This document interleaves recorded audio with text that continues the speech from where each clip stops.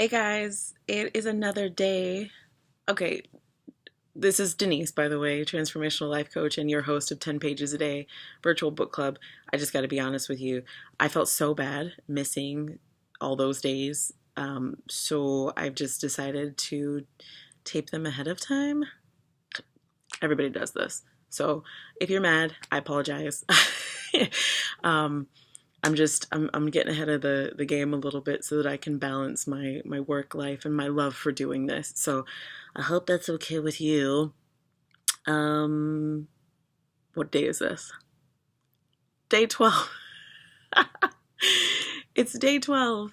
And we are at the bottom of page 84 in, let me see if I can get this right this time. Here we go. The Code of the Extraordinary Mind by Vishen Lakhiani.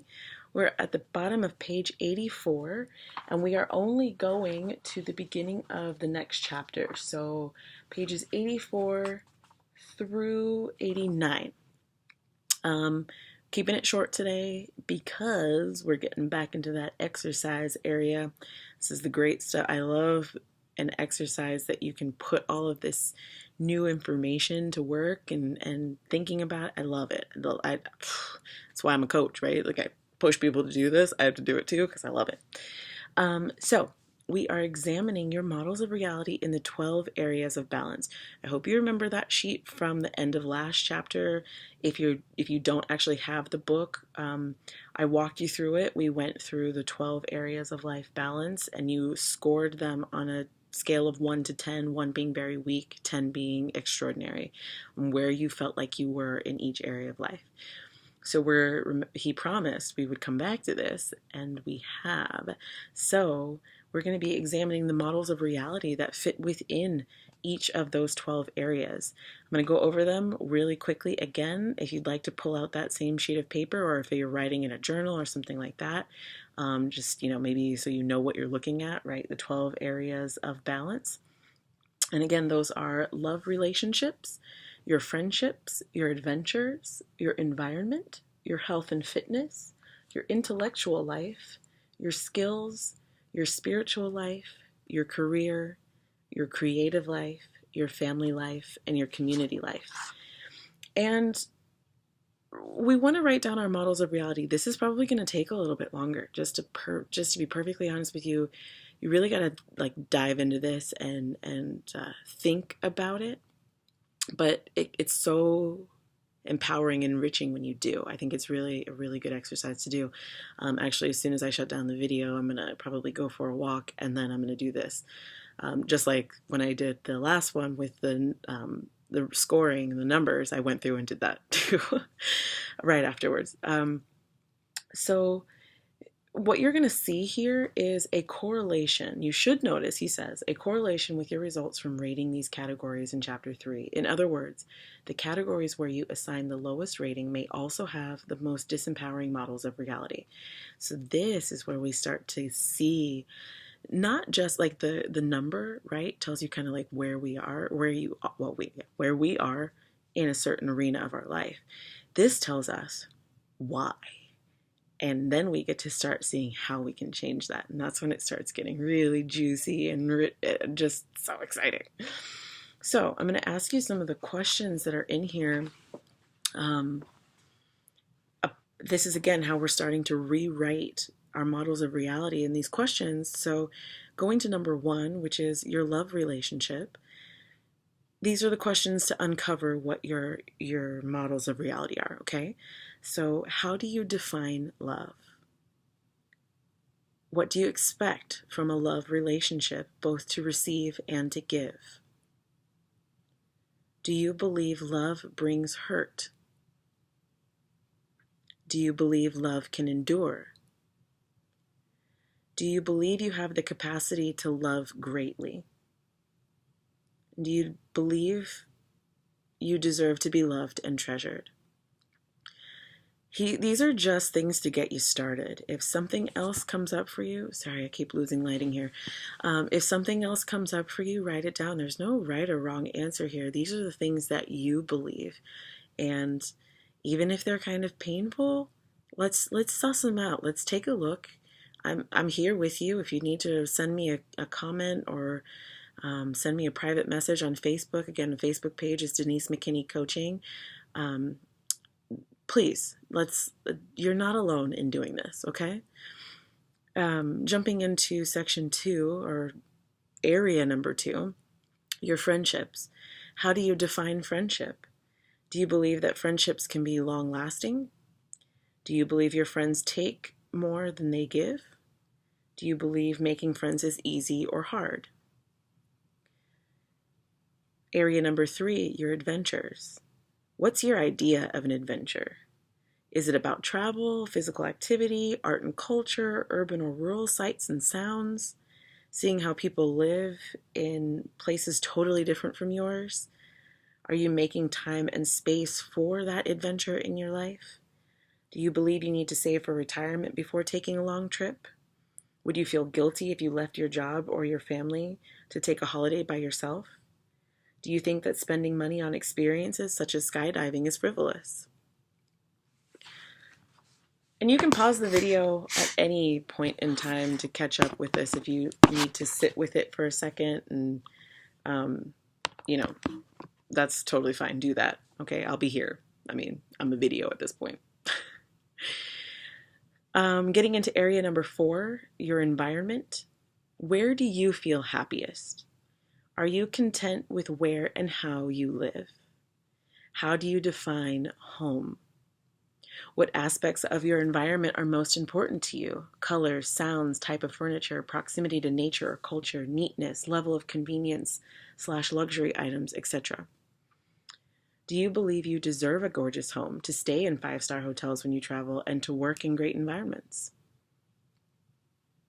Again, pause the video if you need to, because we're going to jump into your health and fitness, which is area number 5.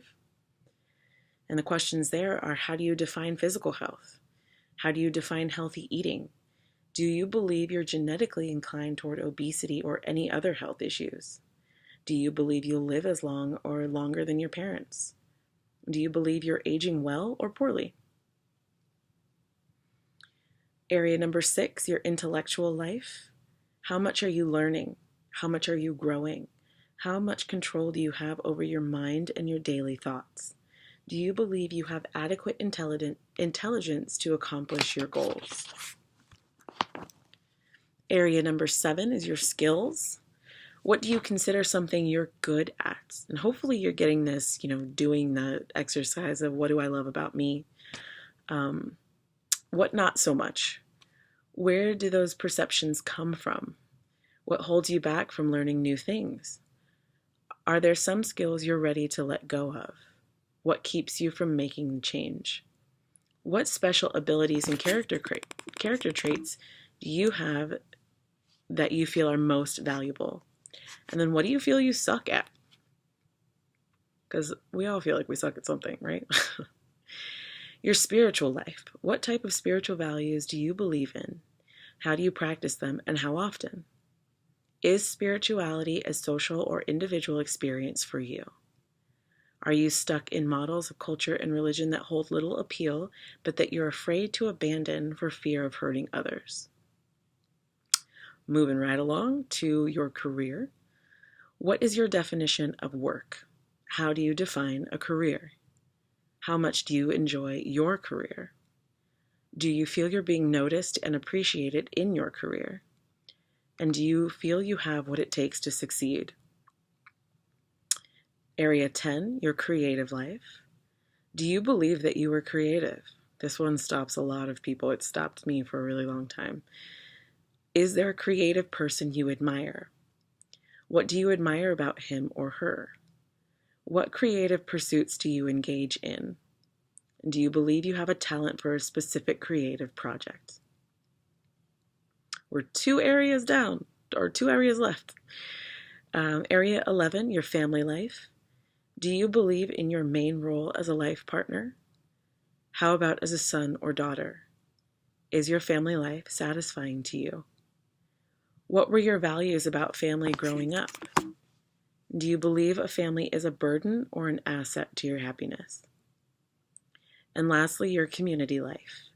Do you share the values of the communities that you're a part of? What do you believe is the highest purpose of a community? Do you believe you're able to contribute? Do you feel like contributing? So that was a lot. If you want to pause, take a break. I think that that's, shake it off, walk around. If you feel like you're going to get into this and you're going to be like lost in it, maybe set a timer for yourself. Whatever feels comfortable to you, 10, maybe 15 minutes. And just kind of, like I said, you're digging in, you're doing some research into your own beliefs, and it doesn't have to be scary, it doesn't have to be terrible. Again, approaching it with curiosity, love, grace. It's just going to make it so much easier to look at this and not go, oh. And if anything, I hope you get to take that face away in your memory later when you do this. Going into the end of the chapter, he gives 2 tools to rewrite your models of reality. So again, after doing this exercise, we have a pretty good idea of the models of reality we want to upgrade, right? And he said this before about like epiphany and moving forward in that way, but he says this too: bad models can evaporate through sudden realizations, sometimes spontaneous ones, or through meditation, inspirational reading, or other mindfulness practices, including just sitting in a room by yourself, reflecting on your life, and asking yourself, where did I come up with this particular worldview? I've had an interesting conversation in my own head asking that question. Where did that come from? Whose voice is that? And again, that is my that might be like the way I intonate that, but usually it's like a interesting. And then you can start to see how that belief has shaped experiences and stuff like that. But again, that come from being non-judgmental has been really powerful for me. So these 2 tools. Number 1 is the question: is my model of reality absolute or relative truth? And again, we talked about absolute and relative truths before in this book, but I'll just read you this part here. While some things in the world are absolute truths, which means they hold true for all human beings across every culture, such as the idea that parents must take care of their children when children can't take care of themselves, or that we all need to eat in order to survive, many things are only relative truth. They're done differently by different cultures, such as particular ways of parenting, eating, spiritual expression, handling a love relationship, and much more. So with that in mind, you can ask yourself the question: is my model of reality absolute truth or relative truth? I'm not going to dive in too much into that because we are going longer on time than I expected to. But he writes also, it's important to understand that we ourselves also create models of reality via our meaning-making machine, which gets us into the second question, which is our second tool to rewrite those models. Excuse me, I lost light again. Here I am. Is, does this really mean what I think it means? And I think I talked about this in another video when we were talking about the meaning-making machine. But this is where we learn to ask ourselves, is this really true? Am I 100% sure that this is what's really going on? And we get to start to reduce the number of meanings that we are coming up with, and we slow down that chatter in our head that's trying to support negative beliefs for us. Eventually, we stop adding meaning to events and will become less reactive to stress, less upset with others, and really more powerfully engaged in the present moment. In my opinion, this is where intuition really gets unlocked as well, because you can really, really tune into another person, to love them in a moment, even when it's not a really pleasant moment for either party, but to really see and feel and intuit and ask questions about really what's happening for a person, as opposed to what our meaning-making machine is telling us is happening and how that relates to us. It lets us step out of that into another person's existence and experience and find out more. And we just get to love on them. Um, and he says here, and I like this, I believe the best thing we can do with outdated models of reality is to let them go gracefully. And like I said, with this one in particular, I think it really just empowers us to create more grace in our life, especially with the people that we love the most. So I like this too. Let's celebrate our extraordinary ability to evolve emotionally, mentally, spiritually throughout life, taking on new ideas, thoughts, philosophies, and ways of being and living. Love it. And lastly, this quote I really liked from a guy named Mike Dooley, which I don't know who he is, but it's in big bold writing here on the page, where he says, and this I think goes to our being enough because of how we look at something, but this is a reframe on brilliance. He says, true brilliance is not a function of understanding one's view of the world and finding order, logic, and spirituality in it. True brilliance is understanding that your view of order, logic, and spirituality is what created your world, and therefore being forever capable of changing everything. That sounds delicious to me, and I hope it does to you too. Tomorrow, which again will be probably today for me because I'm getting ahead, but I just want to do that to be able to serve you and make sure that I don't miss any more days with you, because I really am passionate about this and it was breaking my heart that I was missing this. So in the next video, we will be doing chapter 5, Upgrade Your Systems for Living. I hope you're excited. I'll see you then.